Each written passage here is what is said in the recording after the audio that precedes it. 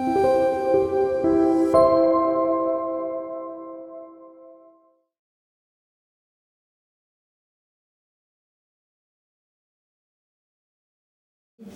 bonjour. Donc, je suis Séverine Herlin et je dirige la société Vianeo, que certains d'entre vous connaissent. Oui. Mais attends, on se connaît de... Mais voilà, Morgane. Ouais. Et en fait, la raison pour laquelle j'ai proposé ce sujet, ou c'est plutôt, je ne sais plus dans quel sens c'est venu, c'est que donc Vianeo, on est une petite société, Sophia Antipolis, et on accompagne un peu à travers la France des entrepreneurs, des innovateurs qui ont des idées, et tout l'enjeu c'est d'en faire devenir des innovations, c'est-à-dire des vraies solutions, des vrais produits qui trouvent leur place dans un écosystème qui n'a pas forcément d'ailleurs vu sa valeur au départ, mais qui progressivement la voit par la force de l'entrepreneur qui porte cette idée et cette conviction qu'il y a une place pour sa solution. Et donc on a une méthodologie pour les aider à trouver leur marché. Et il se trouve que depuis le début de l'année, on est de plus en plus impliqué dans des programmes autour de l'entrepreneuriat à impact. Alors on peut l'appeler aussi entrepreneuriat social business, ESS, social et solidaire. Les sujets enfin les termes sont variés, mais le fond est toujours le même. C'est cette notion d'impact qui est très forte. Et pour illustrer mon propos, en fait, je vais vous donner l'exemple d'un programme dans lequel on est très très fortement impliqué. Et j'y étais d'ailleurs, je ne sais plus comment, avant-hier matin, pour animer une partie d'une session. C'est un programme qui s'appelle Live for Good, si vous connaissez. Ça a été monté par le numéro 2 de Microsoft, qui est un Français, qui est d'ailleurs un Niçois, et qui se trouve avoir perdu son fils à un âge qui n'était pas un âge où on part normalement, à 21 ans, et qui avait l'intention de monter vraiment un programme à sens pour des jeunes. Et donc il a pris le relais, en quelque sorte, de l'intention de son fils, et il a créé ce programme qui s'appelle Live for Good. Et le but, c'est qu'il y ait une cinquantaine d'entrepreneurs qui sont sélectionnés et accompagnés pendant 5-6 mois, coachés par des personnes du réseau de ce monsieur Jean-Philippe Courtois, donc autant dire que c'est plutôt un beau réseau. Et puis ils doivent, au bout des 5 mois d'accompagnement, ils candidatent à ce qu'il appelle le prix Gabriel, c'est le nom de son fils, et ensuite ils gagnent 10 000 €, un coaching personnel de Jean-Philippe Courtois, un voyage aux Philippines, etc. Voilà. Bon. C'est pas tant tout le sujet du programme qui est intéressant. Ce qui est surtout intéressant, c'est les personnes qui sont là-dedans. Et donc voilà, ça c'est toute la promo actuelle, donc les 50 entrepreneurs, enfin ils sont pas tous là, mais, et avec lesquels j'étais cette semaine. Et ce que je voulais vous montrer au travers d'une présentation qui est courte, mais après l'objectif c'est surtout, je n'ai que 1, 2, 3, 4, 5 slides. Pour être sûr. C'est surtout qu'on a un échange et de se dire c'est quoi cette histoire d'entrepreneur à impact. Donc je voulais vraiment l'illustrer très concrètement. Et ma première sujet c'était de se dire c'est qui ces jeunes. Et donc vous l'illustrez par des cas très concrets de ces personnalités. Alors là par exemple c'est Clara. Clara elle a fait Sciences Po. Et donc là, plutôt bien câblée. Et puis voilà qu'elle découvre en étant à Sciences Po qu'elle a un diabète de type 1 et que ça va beaucoup la gêner pour sa vie. Et en particulier, elle avait des super projets de voyage avec ses copains à travers le monde. Et là, elle se dit, je ne peux plus en fait. Parce qu'il y a certains pays dans lesquels je ne vais pas pouvoir me déplacer puisque je ne serai pas sûre de pouvoir retrouver des fioles d'insuline ou les conserver à la bonne température, etc. Donc je suis complètement bloquée. Ni une ni deux, elle lance un projet qui est comment voyager avec une maladie. Voilà. Donc elle se concentre au début sur le diabète et puis progressivement elle veut aborder le sujet sur plein d'autres maladies. Voilà un exemple. Là c'est Marie Marie, elle déménage avec son mari vers Beauvais. Ils avaient envie de nature, ils ont 2 enfants, un peu ras-le-bol de la vie en ville. Elle se dit, je vais m'occuper de mes enfants, puis ils achètent une maison, et puis avec 5 hectares. Et puis en s'installant dans la maison, enfin et surtout dans le jardin, dans l'espace qui était beau, ils étaient heureux, ils se rendent compte qu'en fait le terrain est plein d'essences extraordinaires, hyper variées, incroyables, et ils découvrent que les propriétaires d'avant adoraient l'herboristerie et avaient planté plein de choses assez extraordinaires. Donc du coup, elle était déjà assez passionnée par ces sujets-là. Elle se passionne encore plus, et puis elle en fait son activité, et elle crée ma box d'herboristerie, qu'elle vend aujourd'hui online. Elle en a vendu plus de 300, elle l'a montée juste depuis cette année 2019, elle en a vendu plus de 300, et elle est une énergie à déplacer des montagnes pour... donc elle confectionne elle-même ses petits box en mettant la plante qui va bien, la graine qui va bien, le petit livre, etc. Autre exemple, voilà un autre bel exemple, ça c'est... je l'appelle Lily, mais c'est pas Lily, c'est Lydie, je sais plus, c'est le nom de son projet, Lily. Lise, voilà, c'est Lise. Lise, elle a un sujet qui lui tient très très à cœur, c'est le sujet des règles, de ses règles. Elle a une problématique assez forte, et à tel point que pendant 2 ans, elle écrit tous les jours sur un petit carnet comment elle se sent intérieurement, extérieurement, physiologiquement, et par rapport à justement sa relation à ses hormones. Et elle écrit exactement sa relation avec son mari, sa relation avec son boulot, tout. Et puis elle garde ça dans un livre, elle part parcourir le monde, être responsable de pub en Chine, etc. Et puis un jour, son mari lui dit, mais tu te souviens de ce que tu avais écrit là, tes 2 ans, c'est quand même des données incroyables sur des choses qui doivent toucher sans doute d'autres femmes que toi. Elle dit, t'as pas tort de remettre ça sur le tapis. Elle dit, bon, et si je voyais si d'autres femmes étaient concernées, elle lance un questionnaire sur le net, et puis elle reçoit 400 réponses de femmes qui livrent leur vie et leur relation aux règles, entre guillemets. Et là, elle se dit, bon, il faut faire quelque chose. Et donc, elle lance Lily Basique, qui est en fait une petite culotte hygiénique lavable. Et elle en a vendu plus de 1000 depuis le début de l'année, et elle est déjà dans des problématiques de production. Donc, elle vient de changer de fournisseur pour trouver une nouvelle axe de production qui se développera mieux. Un autre exemple, ça c'est Marwan.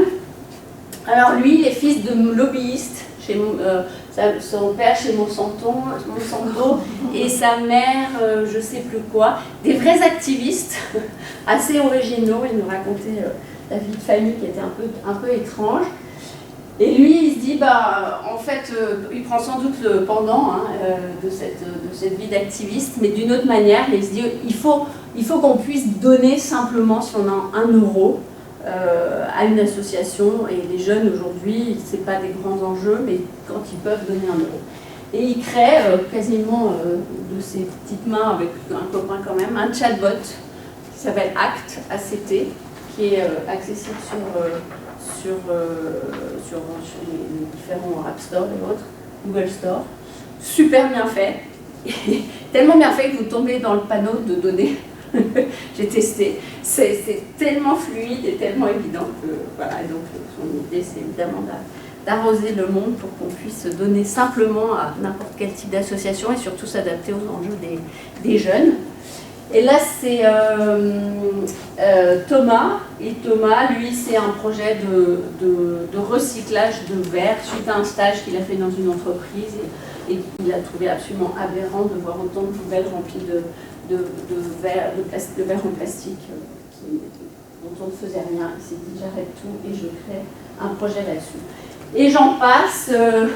Là, vous avez un autre Thomas qui a subi du harcèlement moral à l'école et qui était en échec total, qui est parti complètement à la dérive et qui a été récupéré par un programme d'innovation pour des jeunes dans une ville. Et puis qui du coup en a fait son projet de faire une appli contre le harcèlement où un jeune peut avoir rapidement accès à un psychologue. Voilà. Et ainsi de suite, tout ça, tout cela là, en fait, ce qu'ils ont en commun, c'est qu'ils ont 3 cerveaux. À votre avis, lesquels? Ils ont 3 cerveaux. Le cœur. Et puis le vrai cerveau. Ouais. Et puis il y en a un 3e. Les tripes. Les guts, ouais, les tripes. Voilà. Ils ont 3 cerveaux. Et ce qui fait vraiment leur originalité, c'est qu'ils sont incapables d'agir si les 3 cerveaux ne sont pas alignés. Voilà. Et je pense que c'est vraiment ça qui va caractériser cette énergie vitale, en fait, de porter son projet. C'est que s'il y en a un qui ne marche pas avec le reste, il n'y a pas de sens. Et d'ailleurs, quand je discutais avec eux, voilà leur verbatim. J'avais bien aimé celui-là. J'ai essayé le salariat, mais ça n'a pas marché. Donc en plus, ils ont une approche de l'entreprise qui est vraiment... le salariat, c'est une voie comme une autre. Moi, personnellement, quand je finis mes études, il y a quelques années de cela, il n'y avait pas d'autre perspective que le salariat, en fait. Je n'imaginais pas du tout. Je ne sais pas si c'était pas... voilà, alors que eux, j'ai essayé le salariat, ça n'a pas marché. Pourquoi je me lève le matin? Pourquoi pas moi? Beaucoup de connexions, évidemment, avec ma vie, mes parents. Et donc là, souvent, ça part sur une histoire familiale.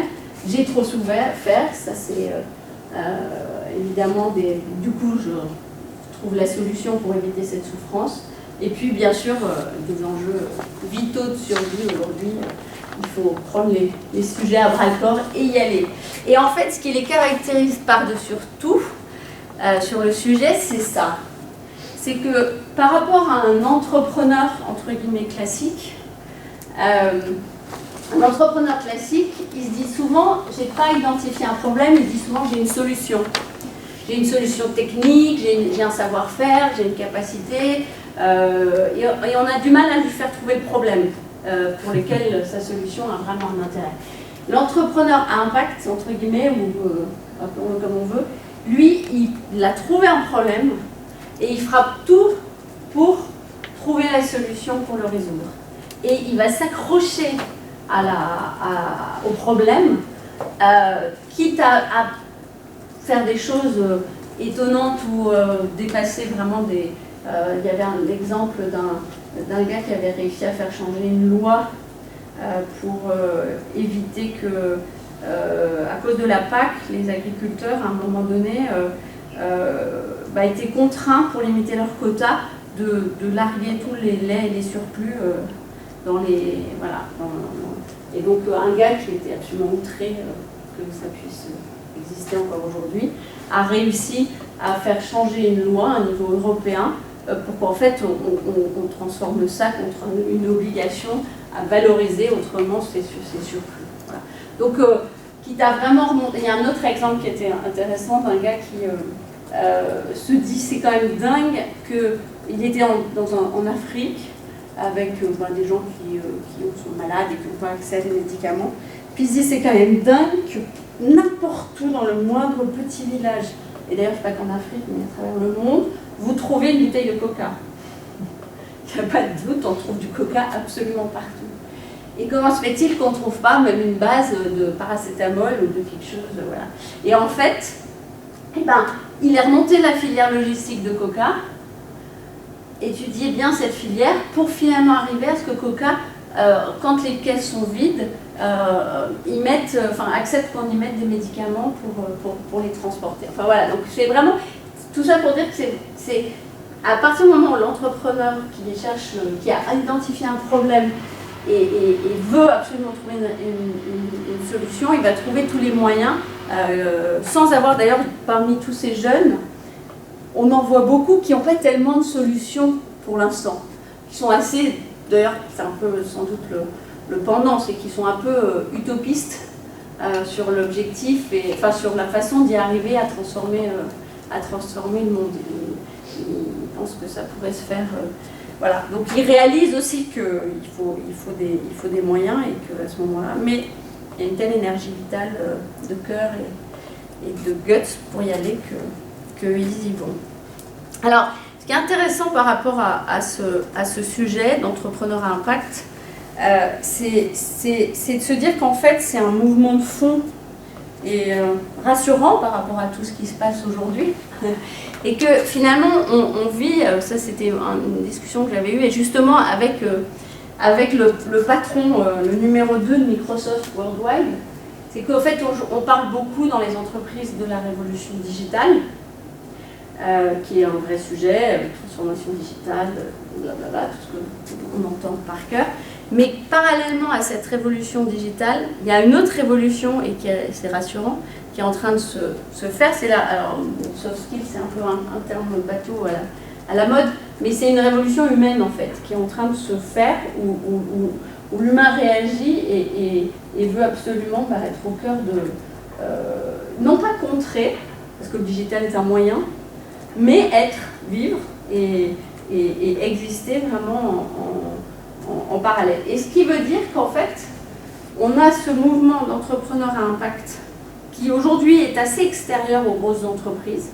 Donc des gars individuels qui montent leurs projets, qui se débrouillent, qui deviennent de plus en plus business d'ailleurs, qui sont de moins en moins reliés au monde associatif parce qu'ils ont bien conscience qu'à un moment il faut trouver leur propre business model et qu'ils en vivent. On a ce courant-là, mais ce qui est intéressant, c'est qu'en fait dans les grandes entreprises, elles sont en train de réaliser qu'elles n'ont pas le choix elles-mêmes pour survivre que d'intégrer ce mouvement de fond qui est en train de se produire à un niveau purement humain. Donc c'est une note d'espérance, même si c'est très compliqué. Je vous donnerai un exemple. On travaille pour un grand groupe, c'est General Electric Healthcare, et on a monté avec eux un programme, alors ça s'appelle d'intrapreneuriat, enfin, et lancer des projets un peu plus exploratoires et incertains dans les entreprises. Et donc, 150 personnes à fond pour une transformation de fond de l'entreprise. Et puis, donc une super énergie, un dirigeant génial qui dit devant tout le monde, je suis celui qui a la planche à billets, donc quand votre projet sera bien ficelé, vous allez... venez me convaincre et c'est moi qui financerai. Donc là, enthousiasme fabuleux. Des gens qui avancent progressivement et qui commencent à se rendre compte que le côté incertain, le côté je sais pas où je vais mais j'y vais, finalement est une approche, peut être une approche managériale qui ouvre une grande vitalité dans le quotidien. Donc il y a un vrai mouvement de fond qui se fait. Une porteuse, alors sur le 4G, on a une cliente entre guillemets qui porte le projet, qui est assez extraordinaire humainement, qui se dit enfin j'ai 30 ans de boîte, enfin je porte quelque chose qui me fait vibrer. Donc elle voudrait être intrapreneur à impact, elle l'est réellement.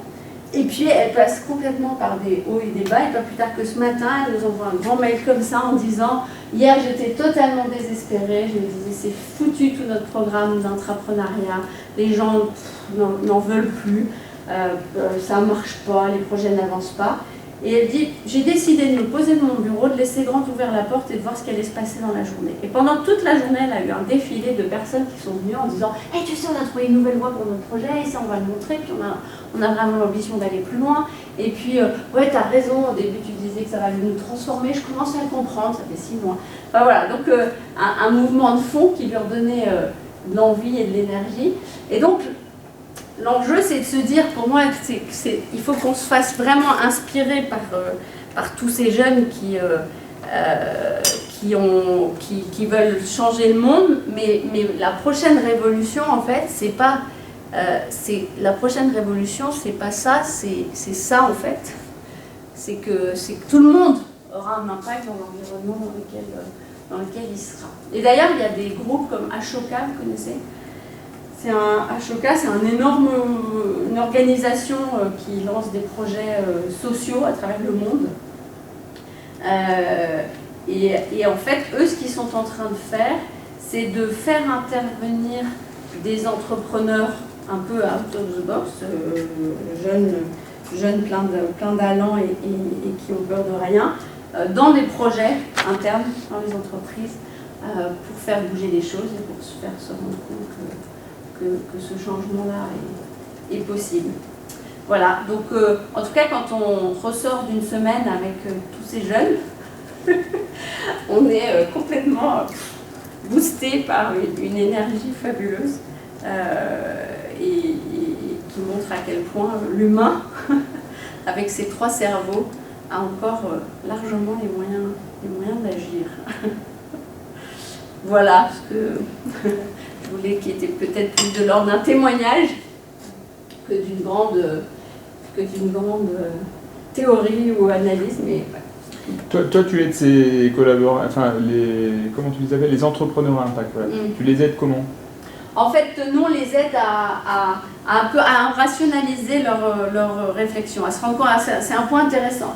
C'est qu'en fait, la plupart, quand on commence le premier jour du travail qui a été fait, d'accompagnement, a été fait sur la question de leurs problèmes à résoudre.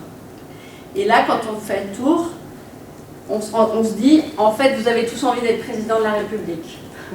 Parce que les problèmes sont énormes. C'est la relation, comment le bien-être de l'aide médicale. Sujet. Le décrochage scolaire dans les banlieues. Enfin bref, des sujets qui sont tous assez sociaux, mais très larges.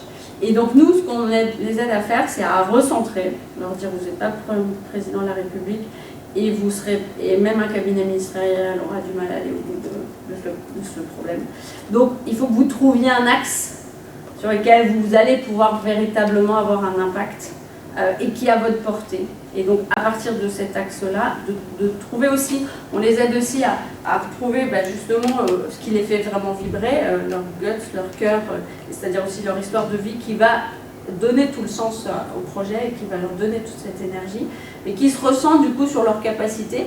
Et puis derrière, un des autres enjeux, l'enjeu fondamental, c'est de les aider à se confronter à la réalité, parce qu'un des problèmes aussi, c'est ça, c'est que je veux changer le monde, mais en même temps, si le monde n'est pas convaincu et que c'est beaucoup d'efforts, ça va un peu vite m'énerver. Donc il faut les aider. Et là, il y avait une fille qui racontait, justement celle qui voulait redonner du sens au métier d'infirmière. Alors finalement, au début, c'était tout le personnel soignant, puis là, elle est en train de se recentrer sur l'infirmière. Et là, on l'avait poussée à l'action, elle allait rencontrer des gens, et elle dit, c'est étonnant, j'ai découvert en fait que je pouvais être à la fois curieuse et apprendre beaucoup de tout simplement poser des questions aux gens. Donc on les amène à être très pragmatiques et donc à construire leur stratégie, parce que derrière, que ce soit social business sans derrière de revenus sonnants et trébuchants, parce qu'ils n'ont pas le choix, il faut qu'ils vivent. Ou que ce soit vraiment sonnant et trébuchant, il faut qu'ils aient une stratégie qui tienne la route et qu'ils puissent en vivre. Donc on les aide à construire leur stratégie et à mettre justement un peu de rationalité dans cette ambition très large. Et c'est vrai, et concrètement, ça se passe comment? Vous avez des locaux, vous les accueillez une semaine régulièrement? Alors en fait, moi je ne porte rien de ce programme-là, il est porté par Live for Good, donc l'organisation. Et en fait, concrètement, ils proposent ce qu'ils appellent des campus, 3 moments. Il y en a eu un fin août, il vient d'en avoir un là, il y en aura un en novembre. Et dans ces 3 moments, c'est 4 jours d'affilée, dans un endroit absolument fabuleux, parce que c'est au CEDEF, c'est à côté de l'INSEAD, à Fontainebleau. Et l'INSEAD, c'est un beau campus où il y a beaucoup de formation pour eux. Et le CEDEF, en fait, c'est aussi un lieu comme ça de formation très haut niveau. Et donc, ils sont un peu dans un cocon. Et là, il y a beaucoup d'intervenants qui viennent leur secouer le cocotier, les faire travailler sur leur projet, les faire se rencontrer. Voilà. Comment? Ils payent en fait? Non, alors c'est ça que je disais. D'ailleurs, la première présentation de Jean-Philippe Courtois, c'est qu'il les accueille, il leur dit on a monté ça, blablabla.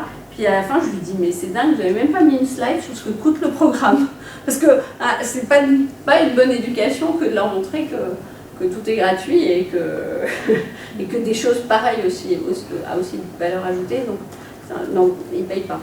Live for Good, t'écris ça comment? LIVE, Fait FOR, Ah, live vivre pour le bien. D'accord. Voilà. Voilà. Mais il y a pas mal de programmes qui se lancent comme ça. Il y a Make Sense qui en a un autre, Ashoka, il y en a plein. Moi je rêverais d'en monter un ici à Sofia. Parce que je pense que des projets comme ça, il y en a de plus en plus, des envies comme ça Après, bon, bah, il faut les mettre un peu en mode de resserrer pour voir si ça tient la route. Il y a déjà eu quelques abandons, hein, parce qu'il y en a qui sont un peu confrontés du coup à la réalité, qui se rendent compte que c'est assez utopiste, mais trop. Mais il y a quand même une chose. Et du coup, si j'ai bien compris, pour candidater, il faut avoir une idée large, pas forcément un projet d'entrepreneuriat. Comment est-ce que le processus? Si, ils ont quand même, il faut qu'ils pitchent une idée, un projet. Mais sauf qu'en fait, on se rend compte que quand un pitch, c'est une chose, mais quand on décortique le pitch, après coup, donc ils sont surtout sélectionnés sur, beaucoup sur eux-mêmes en fait, et l'énergie. Parce que une idée peut être peut-être une bonne idée, mais pas réaliste. Donc, mais en revanche, une personne qui porte l'idée peut en porter plusieurs. En fait, c'est ça qui est intéressant. C'est plus le potentiel de la personne et sa capacité que l'idée en tant que telle. Mais quand même, ils cherchent quand même des projets. Il y a une fille aussi qui, dans son garage, s'est mise à fabriquer des briques en tissu recyclé. Et avec une technique qu'elle a complètement inventée pour que les briques tiennent bien, pour que la matière de tissu tienne bien, etc. Et elle est incroyable cette fille. Et là, elle est jour et nuit à fabriquer ses briques tellement elle a de succès. Il y a même une marque de champagne qui lui a demandé de fabriquer une boîte en tissu recyclé. Alors là, elle me dit, mais là, il faut que je rentre dans une R&D, parce que moi, je sais fabriquer des briques, mais je ne sais pas faire le creux au milieu. Donc, mais ça part de manière incroyable. Donc c'est aussi les personnalités qui comptent dans l'histoire. Est-ce que souvent les personnes partent de quelque chose qu'elles peuvent d'abord produire elles-mêmes, ou il y en a qui ont vraiment des idées en sachant que tout de suite elles vont devoir faire appel à de la R&D ou à... Il y en a une, elle veut faire des vêtements à partir de filets de bateau. Elle n'a absolument pas les filets. Elle n'a même pas la capacité... Non, si, elle sait produire le tissu à partir des filets, mais avec un labo. Mais ce qui a été marrant, c'est qu'elle a découvert justement un des objets dans leur rationalisation des projets, c'est qu'elle a découvert qu'il se serait bien qu'elle ait une designeuse avec elle. Elle voulait faire focaliser sur des maillots de bain. Et donc, une designeuse, c'était... J'ai pas du tout pensé qu'il fallait ça. Donc voilà, leur mettre un peu plus de jalons et de réalisme sur tout ce qui est... c'est aussi à ça qui sert le programme. Et ouais, c'est clair. Voilà, je vous lance la perche, il faut qu'on monte ça sur Sofia. Ce serait chouette. On fait ça au Courmette. Je vous accueille. On emmène 40 entrepreneurs à impact. Il vous faut quoi? Il vous faut des entrepreneurs ou il vous faut... C'est quoi qui manque? À mon avis, les entrepreneurs, on les trouve. Il faut un peu de fonds pour loger. Tu vas taper ton ami numéro 2 de Microsoft. Ouais, mais il a déjà son programme. Ou alors je lui dis, viens faire le programme à Sofia, surtout qu'il est président du conseil d'administration de Schema. Donc il pourrait l'amener vers ici. J'ai fait mon petit teasing. Mais voilà, non, il y a un vrai mouvement de fond et qui est génial. Et ce qu'il faut, c'est que ce mouvement de fond, il essaime et qu'il ait vraiment des effets dans les entreprises. Parce que, en fait, aujourd'hui, le plus frustrant, c'est de voir ce décalage entre une vie d'employé dans des grosses entreprises et de frustration, et à côté, tellement de gens qui ont envie de faire des choses qui en font du sens et qui ne veulent plus passer outre ça, quoi. Donc là, on en parlait à midi, il faut que les entreprises se transforment. Mais ça c'est lourd. Hein. C'est le sujet. Ça, c'est lourd. Mais il faut planter des petites graines. Ça peut... Et surtout par vous. Vous avez des projets d'impact? Certains d'entre vous? Non? Ah, on parle pas. Ouais, on en a. Ouais. Plein. Après, on a des... des travaux, enfin un travail en l'occurrence aussi. Ouais, mais il y en a énormément dans le lot qui en fait sont employés aussi. Hein. Ils font du boulot pour. Mais c'est marrant d'ailleurs, il y en avait un au première fois on les a vus. Bon, bah, ils disaient de toute façon c'est soir et week-end et puis j'avance. Puis en fait, plus ils avancent et plus ils y travaillent et aident, plus ils disent. Il y en a un qui m'a dit il fait de l'agroponie. Des poissons là dans l'aquaponie. Et là, il me dit c'est bon, j'ai décidé, je lâche mon job et je m'y consacre complètement. Et justement, la faisabilité de mieux travailler. Donc, mais ce cœur, ce cerveau et ces guts font qu'en fait, ils sont prêts. Il y a une théorie, je ne sais pas si vous connaissez la théorie de l'affectuation, mais il faut peut-être que je m'arrête. Qui dit qui présente les critères en fait de l'entrepreneur en particulier, et il y en a un qui est flagrant et frappant, c'est que l'entrepreneur il réfléchit non pas par retour sur investissement, il est mu plus par les pertes acceptables. Qu'est-ce que je suis prêt à perdre pour atteindre ma vision et mon objectif? Et donc ça on le voit mais au quotidien avec les innovateurs, c'est qu'il y en a même qui mettent leur maison, enfin leur famille, leur soirée, leur week-end, pour pouvoir atteindre leur objectif. Donc bon, c'est sûr, ça demande des sacrifices. Et ça dans l'entreprise, c'est plus compliqué. Voilà.